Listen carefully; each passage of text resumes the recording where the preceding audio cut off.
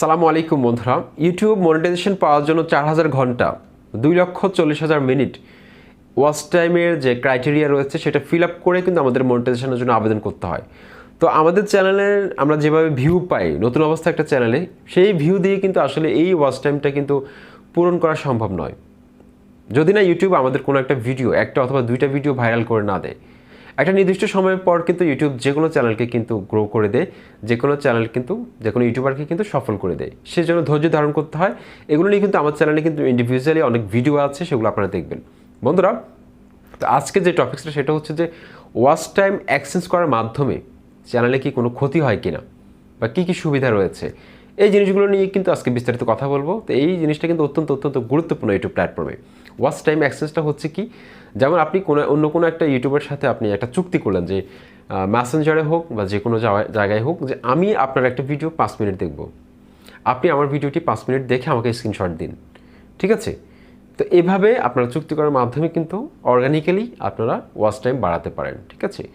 তবে একটা ভুল করা যাবে না, সেটা হচ্ছে যে একই ভিউয়ার্সের আপনার একটা ভিডিও বারবার দেখা, ঠিক আছে? বা অনেক সময় প্রতারণা করে থাকে, অনেকে কী করে পুরো না দেখে স্ক্রিনশট দিয়ে দেয় যে আমি আপনার ভিডিওটি পুরোটা দেখেছি। সুতরাং এটা এনশিওর করে নেবেন আগে থেকে, ওকে? তো 2 মিনিট দেখবেন, আপনি তার ভিডিওটি 2 মিনিট দেখবেন। চেষ্টা করবেন যে 3 মিনিটের ভিডিও 2 মিনিট দেখানোর জন্য, ওকে? যাতে করে আপনার 80% উপরে ওয়াচ টাইম তার কাছ থেকে পাওয়া যায়।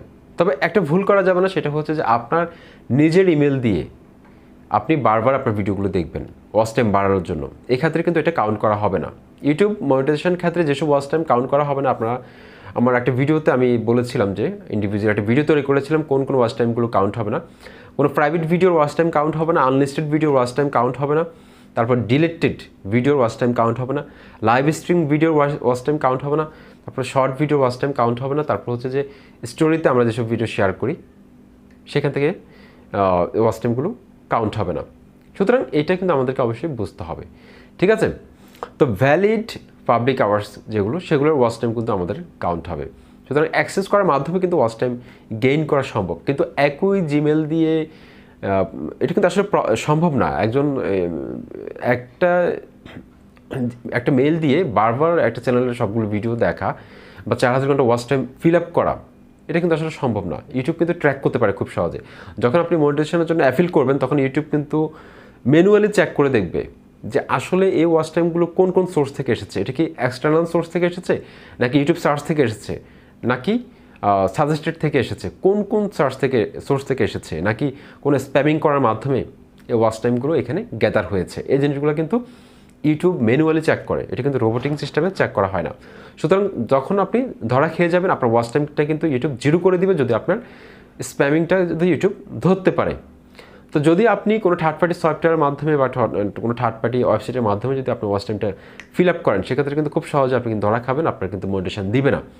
এমনকি আপনি যদি একই ইমেল থেকে বারবার আপনার ভিডিওগুলো দেখে আপনি ওয়াচ টাইম পূরণ করার চেষ্টা করেন, সেক্ষেত্রে আপনার কিন্তু মনিটাইজেশনটা আপনাকে দিবে না। তো চেষ্টা করবেন যে যাদের সাথে একবার আপনি একটা ভিডিও একবারে দেখানোর জন্য যার সাথে চুক্তি করবেন, 2 মিনিট হোক 3 মিনিট হোক, তার সাথে আপনার চুক্তি হবে, আপনি তার ভিডিওটা 2 মিনিট দেখবেন অথবা 3 মিনিট দেখবেন, সে আপনার ভিডিওটা 3 মিনিট দেখে স্ক্রিনশট দিবে। তো এইভাবে কিন্তু ওয়াচ টাইমটা আপনারা খুব দ্রুত সময়ের মধ্যে কিন্তু অ্যাক্সেস করার মাধ্যমে পূরণ করতে পারেন। কিন্তু কোনো অসৎ উপায় অবলম্বন করার মাধ্যমে ওয়াচ টাইম পূরণ করার চেষ্টা করবেন না। নতুন অবস্থায় কিন্তু এটা অনেক ভালো একটা টিপস। আপনারা দেখবেন যে ফেসবুকে বিভিন্ন গ্রুপ আছে, মেসেঞ্জারে অনেক গ্রুপ আছে ওয়াচ টাইম অ্যাক্সেস করে।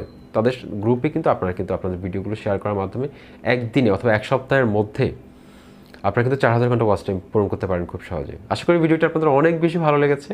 চ্যানেলটি সাবস্ক্রাইব করে দিন, সাথে বেল আইকনে ক্লিক করে ঘন্টা বাজিয়ে দিন। আসসালামু আলাইকুম।